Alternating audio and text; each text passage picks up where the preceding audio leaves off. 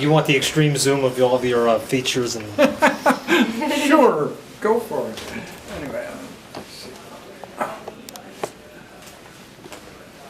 Wait, You you look at it. I think that looks all right. That looks good. Critique it. That looks good. All right, it's recording, so... Hi, Ken. Hello, Rachel. Hey, so how are you liking the first year of Extreme Futurist Fest? Well, it's a very interesting experience. I feel very privileged to be here and thinking about how heterogeneous the audience is thus far. You can imagine that each person can feel that they represent some particular sector of human society, and we're all coming together in this very special meeting that you and Michael have organized. I think it's very, very exciting. Well, you mentioned different sectors. What sector would you say that you represented? Well, I guess I represent the academic sector. I think I'm the only full-time university faculty member here. I represent the medical sector. I'm the only physician here. And I guess, to some extent, the video-centric center. I'm quite an avid video guy and video blogger.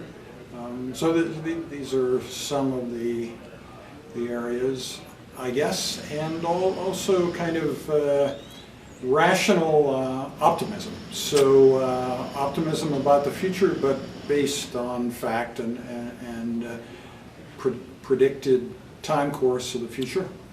Can you tell us what you do as a doctor, and if there is anything that you do with video that you incorporate into your medical practices? Well, 21 years ago I established the standard by which kidney transplant biopsies are read worldwide. So there is only one standard, and we meet every 2 years to kind of update that. And you can only do that through generating consensus worldwide.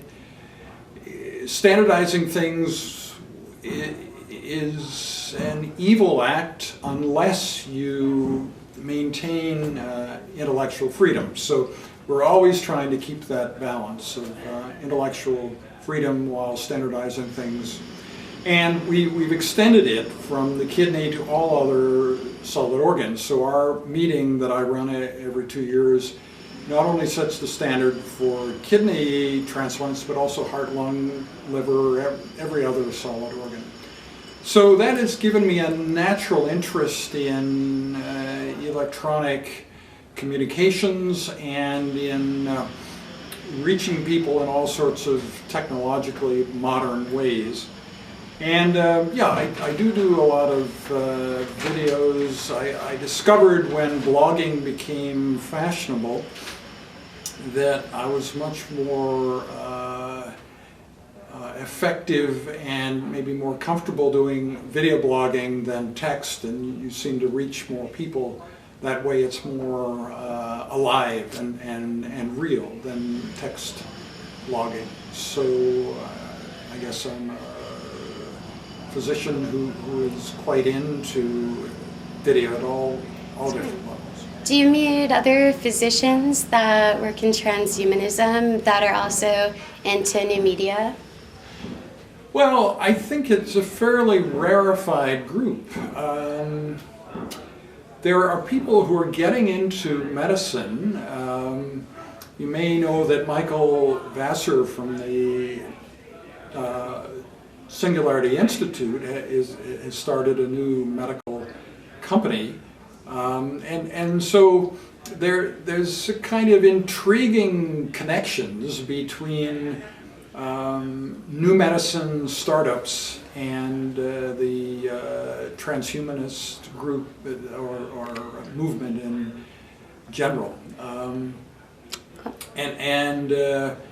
So Daniel Kraft is the main physician leader in the SU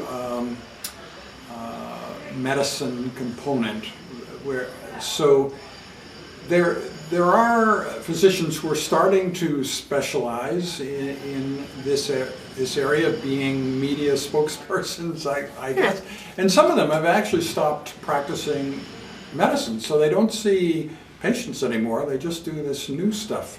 Whereas I'm still doing what I used to do, plus new things. On the other side of that coin, what about people that are really involved in video? Do you see these people getting more into medicine?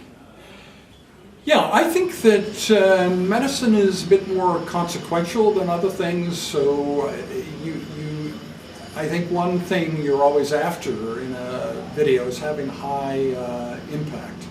Another way to think about it is that high-level education, the most powerful education, changes human behavior. And some of the most important human behavior to change is that related to health. So yeah, I think there's a natural connection between trying to do good things using video and medicine. I think it'll be more and more used in the future. So, being an extreme futurist Faust, what do you see for the new generation in terms of transhumanism? Where do you see an event like this going in maybe 10, 15, 20 years? Do you think there will be more events like this? How do you view the transhumanist counterculture? Yeah, well, I think you can predict that the basic things that we're interested in, I mean, the kind of cyborgian enhancement of human capabilities, that will be mainstream in 10 or 15 years. So this won't be the counterculture then, it will be the main culture. And so it's exciting to be in the beginning of something like that.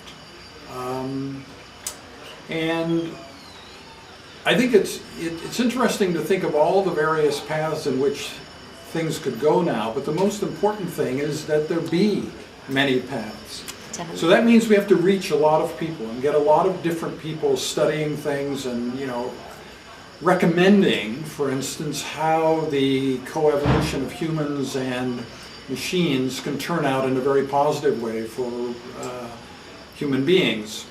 You don't want just one group working on that, or 10 groups, you want hundreds, thousands, so that improves the possibility of really good ideas and really good plans. Definitely. Anything else you want to say? You want to say anything else? No. Cool. Thank you. Thank you, Kim. Do you want to be interviewed really quick, Tony? What? Do you want to be interviewed really quick? I don't really have anything to say.